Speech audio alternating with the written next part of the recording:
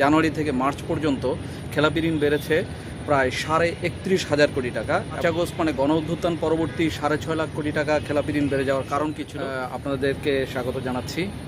আজকে আলোচনা করব ব্যাংক খাতের খেলাপি ঋণ নিয়ে। আপনারা জানেন যে বাংলাদেশের অর্থনীতিতে একটা বিস্ফোরা হয়ে আছে এই ব্যাংক খাতের খেলাপি ঋণ। আজকে বাংলাদেশ ব্যাংক খেলাপি ঋণের হালনাগাদ তথ্য প্রকাশ করেছে। সেখানে দেখা যাচ্ছে যে চলতি বছরের প্রথম 3 মাস মানে জানুয়ারি থেকে মার্চ পর্যন্ত খেলাপি ঋণ বেড়েছে প্রায় 31,500 কোটি টাকা এবং যার পরিমাণ 5,88,000 কোটি টাকার বেশি। আপনারা ইতিমধ্যে জানেন যে গত বছর মানে 2025 সালের সেপ্টেম্বরে খেলাপি ঋণের পরিমাণ প্রায় 6.5 লাখ কোটি টাকা উঠে গিয়েছিল। আমরা যদি এর আগের 15-16 বছরের হিস্ট্রি একটু দেখি তাহলে দেখব যে খেলাপি ঋণ সাধারণত 2.5 লাখ থেকে 3 লাখ কোটি টাকার ভিতরেই ছিল। তো হঠাৎ করে 5 আগস্ট মানে গণ অভ্যুত্থান পরবর্তী 6.5 লাখ কোটি টাকা খেলাপি ঋণ বেড়ে যাওয়ার কারণ কী ছিল? এটা মূলত বিষয় ছিল এটা যে বিভিন্ন আইনের দিক থেকে এবং নানা রকমের পলিসি এবং মানে খাতা কলমের হিসেব নিকাশ করে খেলাপি ঋণটাকে আগে কমিয়ে রাখা হতো। তো এবার যেটা হয়েছিল যে অন্তর্বর্তী সরকার যখন দায়িত্ব নেয় তখন লুকিয়ে রাখা বা কার্পেটের নিচে ময়লা লুকিয়ে রাখার মতো যে পরিস্থিতি, সেই পরিস্থিতিটি থেকে সরকার বেরিয়ে এসে সত্যিকারের পরিস্থিতি যখন সামনে নিয়ে আসে তখন আমরা দেখতে পাচ্ছি যে খেলাপি ঋণের পরিমাণ প্রায় 6.5 লাখ কোটি টাকা এবং মোট বিতরণ করা ঋণের প্রায় 35% ছিল এই খেলাপি ঋণ। তো পরবর্তীতে এটা আস্তে আস্তে কমতে শুরু করে, কিন্তু এবার মার্চ মাসে এসে এটা আবার বেড়ে গিয়েছে। যেটা একটু আগেই বললাম যে 3 মাসে প্রায় 31,500 কোটি টাকা বেড়েছে। তো খেলাপি ঋণ এত বাড়ার কারণটা কি? আপনারা জানেন যে সারা পৃথিবী জুড়েই ব্যাংকিং কার্যক্রম আছে, বাংলাদেশও তার ব্যতিক্রম নয়।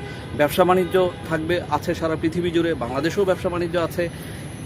যেটা মূল বা মোদ্দা কথা হচ্ছে যে আপনার ব্যাংক থাকলে, ব্যবসা বাণিজ্য থাকলে খেলাপি ঋণ থাকবেই, এতে কোনো সন্দেহ নেই। এটা খুবই স্বাভাবিক একটি প্রক্রিয়া, সারা পৃথিবী জুড়েই এটা থাকে। কিন্তু আপনি যদি একটা জিনিস খেয়াল করেন যে বাংলাদেশি যে খেলাপি ঋণ, সেই খেলাপি ঋণের বড় অংশই হচ্ছে মন্দমানের ঋণ বা ব্যাড লোন যেটাকে বলা হয়। তার মানে হচ্ছে যে এই ঋণটাকে আপনি আর আদায় করতে পারবেন না, বা আদায় করতে গেলেও যে আইনি প্রক্রিয়ায় যেতে হবে সেখানে এত লম্বা একটা প্রসেস আপনাকে ফলো করতে হবে যে এই ঋণ হয়তো আদায় করার মতো যেই সময় বা যে অর্থ ব্যাংকগুলোকে ব্যয় করতে হবে তাতে করে সে নতুন ব্যবসাতে গেলেই হয়তো তার জন্য বেটার হবে। তো একটি ইনফরমেশন যদি আপনাদেরকে দেই যে বাংলাদেশে এখন যে 100 টাকা খেলাপি ঋণ আছে তার ভিতর অন্তত পক্ষে 88 টাকা বা 80 টাকার উপরে হচ্ছে ব্যাড লোন বা মন্দ ঋণ।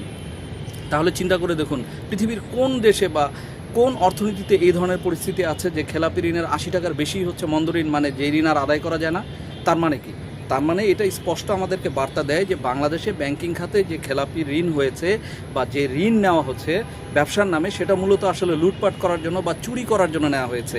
এই তথ্যটাই আমাদেরকে স্পষ্ট করে দেয়। কারণ আপনারা যদি দেখেন যে অন্যান্য দেশে এই হারটা অনেক কম হবে, আর খেলাপি ঋণের যে হার, যেটা মানে সামগ্রিক যে ঋণ, সেই ঋণের 30% যেটা আমরা একটু আগে বললাম, সেটা এখন মার্চে এসে 33% মতো হয়েছে। তার মানে ব্যাংকগুলো যদি 100 টাকা ঋণ দিয়ে থাকে বাহিরে, তাহলে প্রায় 33 টাকা মানে 3 ভাগের 1 ভাগই হয়ে গেছে খেলাপি। মানে এই ঋণগুলো আর ব্যাংক ঠিকমতো আদায় করতে পারবে না বা ভবিষ্যতে এখন পারছে না।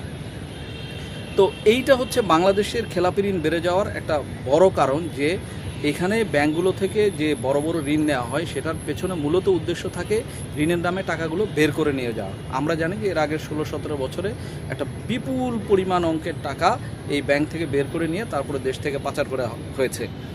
আরেকটি বিষয় যেটা হচ্ছে যে আপনারা জানেন যে 5ই আগস্ট পরবর্তী যে গণ অভ্যুত্থান হয়েছে, এরপরে আসলে আমাদের অর্থনীতি আগে থেকেই চাপে ছিল, এরপরে আরও বেশি চাপে পড়েছে। এরপর মধ্যপ্রাচ্য যুদ্ধের কারণে জ্বালানি সংকটে পরিস্থিতি আরও খারাপ হয়েছে, অবনতি হয়েছে, যে কারণে যারা সত্যিকার অর্থে ব্যবসা করছিলেন তারা আসলে নানামুখী চাপের ভিতরে পড়ে গেছেন। সেই চাপের কারণেও তারা আগের যে তাদের ঋণ নেওয়া ছিল সেই ঋণগুলো তারা ঠিকঠাক মতো পরিশোধ করতে পারছেন না। আরেকটি যেটা বড় কারণ আমার কাছে মনে হয়েছে যে এর আগে যে সুবিধাভোগী ছিল, যারা 15 থেকে 16 বছর আগের সরকারের সময় যে সুবিধাভোগী যে গোষ্ঠীটা ছিল, সেই গোষ্ঠীদের একটা বড় অংশই এখন আসলে দেশে ওইভাবে নাই। তারা অনেকে বিদেশে পালিয়ে গিয়েছেন, অনেকে আছেন দুর্নীতির মামলা অথবা অন্যান্য মামলায় তারা এখন জেলে আছেন, যে কারণে তাদের ব্যবসা প্রতিষ্ঠানগুলো ঠিকভাবে পরিচালিত হচ্ছে না।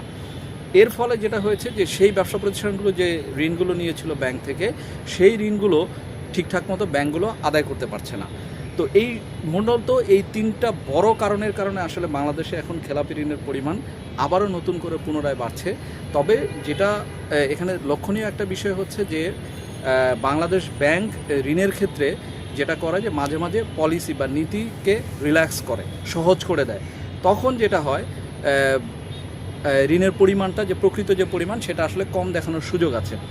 যেমন আপনাদেরকে একটা ছোট্ট উদাহরণ দিই যে এর আগের যে 15-16 বছরের যে সংস্কৃতি ছিল সেই সংস্কৃতিতেও আপনি 2% ডাউন পেমেন্ট দিয়ে আপনার ঋণটাকে পুনঃতফসিল করার সুযোগ ছিল। এখনও ঠিক একই নীতি আবারও দেয়া হয়েছে। তার মানে কি হচ্ছে যে আমার কাছে যদি ব্যাংক 100 টাকা পেয়ে থাকে ঋণ, তাহলে আমি মাত্র 2 টাকা পরিশোধ করে ব্যাংকে পরিশোধ করেই আমি আবার ঋণটাকে মানে আমার খেলাপি ঋণটাকে আমি আবার নবায়ন করার সুযোগ পাচ্ছি। কিন্তু কথা হচ্ছে যে এই সুযোগগুলো কেন দেওয়া হয়? বিশ্বের বিভিন্ন অর্থনীতিতেই এই ধরনের সুযোগ দেওয়া হয়, কিন্তু সেটার উদ্দেশ্য থাকে হচ্ছে যারা ভালো ব্যবসায়ী, যারা ব্যবসা করছেন তারা যেন ব্যবসাটাকে ঠিকঠাক মতো পরিচালনা করে তারপর অর্থনীতিটাকে সামনে এগিয়ে নিয়ে যেতে পারেন, সেটাই মূলত এটার লক্ষ্য থাকে।